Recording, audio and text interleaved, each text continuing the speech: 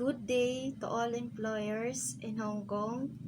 My name is Bianca Rey Zamudio Nieves, 28 years old. I am a single parent. I have one son. He is now 9 years old. I am a college graduate. I took up Bachelor of Science in Business Administration, major in Marketing Management.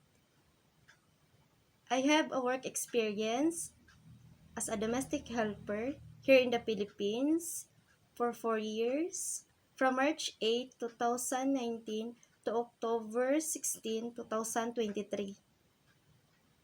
And it was a finished contract from one employer only. My work there as a housemaid is I am the one who take good care of their child, a 3-year-old boy, and I also do the cooking every day, clean the house, do ironing, do the laundry. And to all prospective employers in Hong Kong, I hope you will choose me as one of your domestic helper because I can assure you that I am a good and responsible domestic helper. Thank you, God bless, and have a nice day.